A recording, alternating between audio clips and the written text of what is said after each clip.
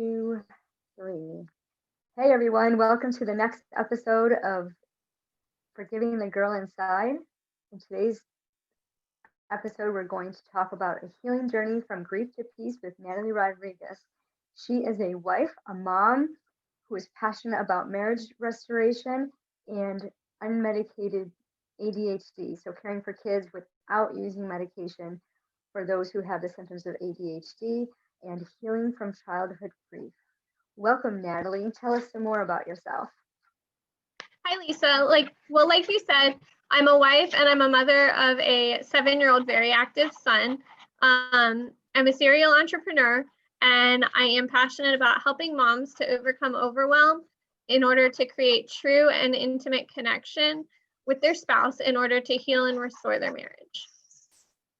How awesome. Now, how did that become your passion? When I was 14, I lost my mom, and I held on to that grief for a very long time, and I really blamed myself for it. Or I held on to anger towards myself because of it. And we can go into that a little deeper if you would like. But I found through a lot of personal development that it was the grief that I was holding on to and the anger I was holding on to really affected every area of my life. And one of the biggest areas of my life that it was affecting was my marriage. How is it affecting your marriage? I had trust issues because I didn't trust myself. I didn't trust anybody. I was mad at everybody. I was mad at the world. I was mad at God for taking my mom away when I was 14. And I just held on to that anger, and it just sat there underneath the surface and festered for years and years and years until I really started to dig into it and accept it and work through it. What was your breaking point, or what was the event that made you want to stop expressing anger in such a negative way? Well, there were a couple of turning points for me. One was my son was 2 or 3, and I mean, 2 or 3-year-olds don't really listen very well. And I got so angry with him for not listening that I actually threw a toddler chair across the room. And the look he gave me was just like pure terror, and it made me sick to my stomach at myself. And I realized that something needed to change in me because I was clearly the unhealthy person in the family. And then the other turning point was a job that I started. My supervisor was very much a micromanager, and she was very condescending, and she triggered me a lot because the way that she treated me. And I guess I always had anxiety and would have panic attacks, but I didn't realize what they were until I started working with her. And I literally was going to the bathroom 2 to 3 times a week, crying with anxiety attacks because of the way she was treating me. And I couldn't handle it anymore. Like I could not handle life anymore. And so I sought some personal development seminars I went to, and then I also sought therapy. And from there, I really started to work on myself and heal. Wow, that's awesome. How what type of therapy helped you the most? Well, one thing I would like to say about therapy is you have to find the right therapist, because the first therapist I went to was absolutely not the right choice for me. Maybe she's a great therapist, but I was also cutting myself at the time. And when I admitted that to her, she shamed me. She scolded me for it. And that just obviously made me feel even more shame. And so then I was thankfully referred to a different therapist by a friend of mine. And it was a really good fit because the way that there are different ways to do therapy. She does what's called cognitive behavioral therapy, and it really switches the way you think about things and gives you more perspective.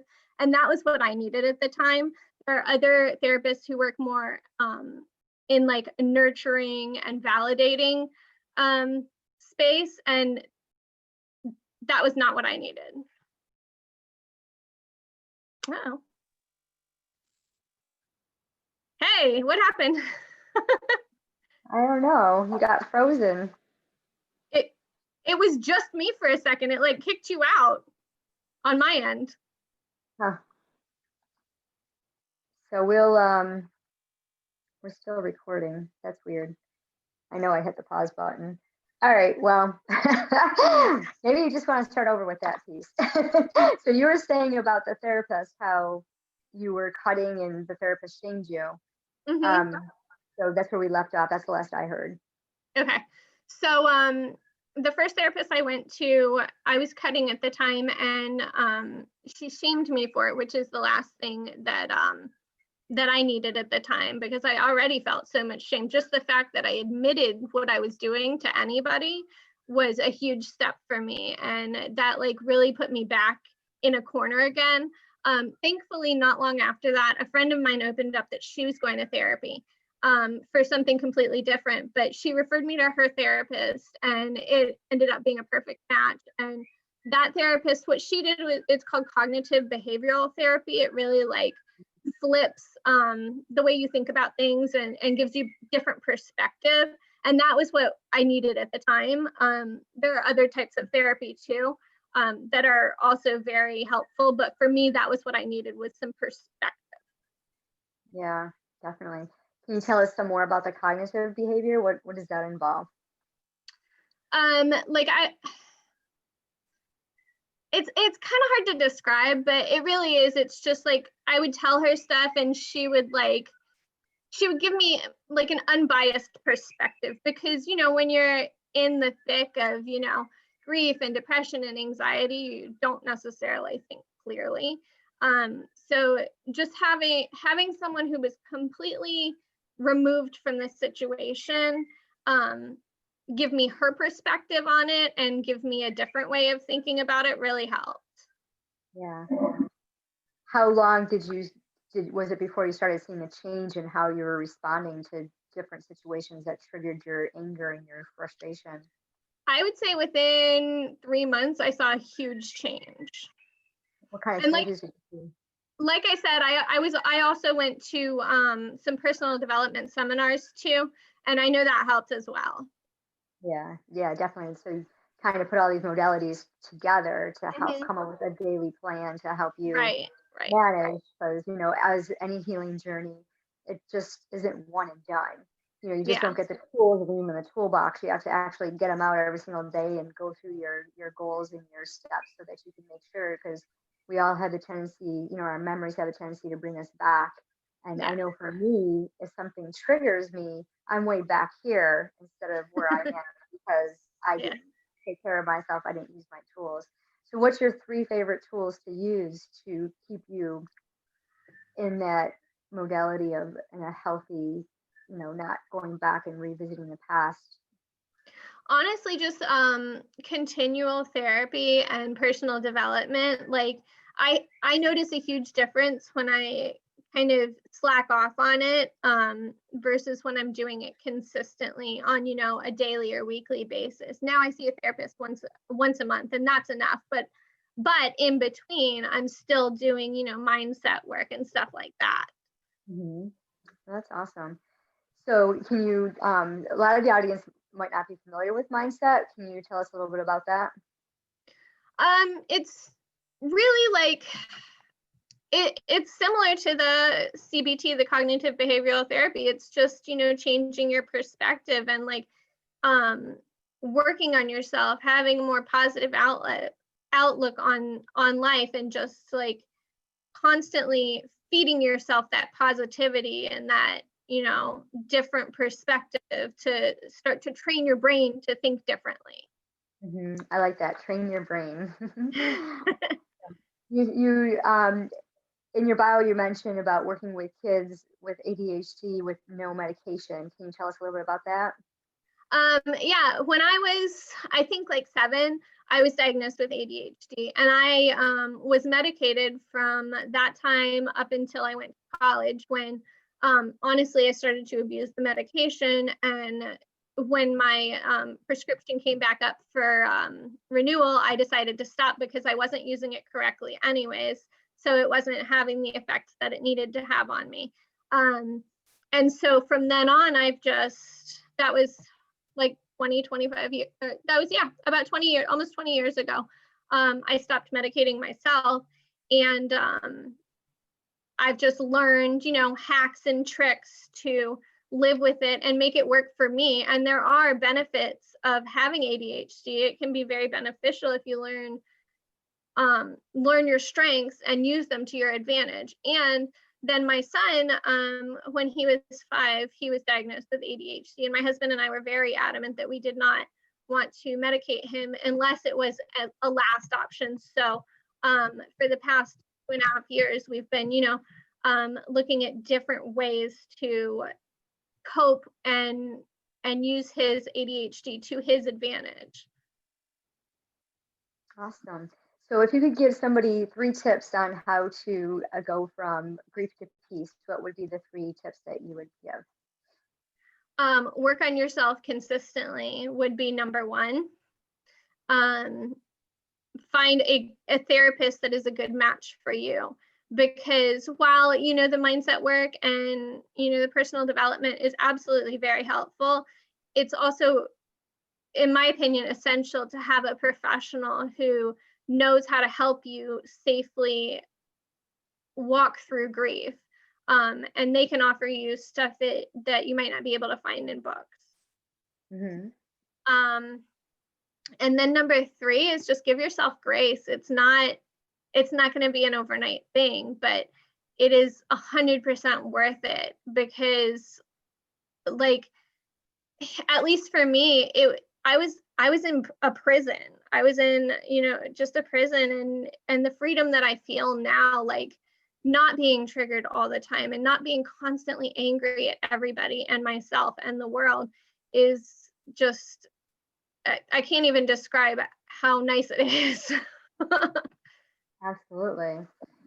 Yeah, that peace within that just helps you. Yeah. And when you could redirect your thought, I always thought of it as stinking thinking. If I could change my stinking thinking and realize it's not anyone else's fault, Yeah. and a lot of times we conjure these things up in our head, and we preconceive what is going on, and the other person has no idea what you're talking about. Yeah. And you'll start an argument, and the other person's like, "What just happened? Yeah. Yeah.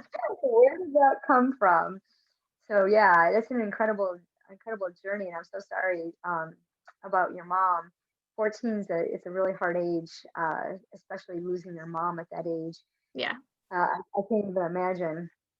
Um, the If you could say one word, if you can give one sentence of encouragement to someone out there who's suffering from this type of grief, what would your words of encouragement be? You're not alone. You're not Awesome. alone. I felt so alone. I felt like nobody understood what I was going through, because I didn't know anybody else who had lost a parent at a young age. But as I've grown older and as I've talked to more people about my pain and about what I've gone through, I've found tons and tons of adult children who had the same experience I had. Yeah, now you're connecting with them. Yeah. That's great. That's Yeah. awesome. So you are a mindset coach. You coach in marriage and childhood grief and kids, parents. Do you coach the kids or the parents with The ADHD? parents. The parents. Parents. Okay, so awesome. So tell us some more about that. Well, it's really just about offering suggestions, the things that I've learned, that we've learned, that have worked for us, because I want to be perfectly clear. I am not a licensed therapist. I'm not a medical professional. If you think you need medical help, please seek professional help. That's not me. But what I can do is I can offer you suggestions that have worked for us, or that, I have learned from other people that I've connected with that have worked for them. Awesome. So what would be a coaching session like? So someone, they contact you, we're going to put the link below. So if you want a coaching one-to-one, is it like an hour and a half? Like what would be the modality of the coaching session? For 30 minutes or an hour. And then, we'll get on the phone or get on Zoom, and, you'll tell me a little bit about what you're experiencing, I like to call them pain points, what your pain points are. And then we can talk about what suggestions I might have, what I might have experienced that is similar. And we can work through, and then I'll follow up with you via email or message or whatever works best for you, and make sure that things are working, or we can, schedule another session to continue to work through things. Awesome. That is so awesome. Well, thank you so much for coming on and sharing your story. Thank Um, you. that concludes our episode of the Forgiving the Girl Inside. The link to connect with Natalie will be in the comments, and be sure to subscribe, hit the subscribe button, tap the bell to be notified of the next session, which will be published weekly on Tuesdays. Have an amazing day.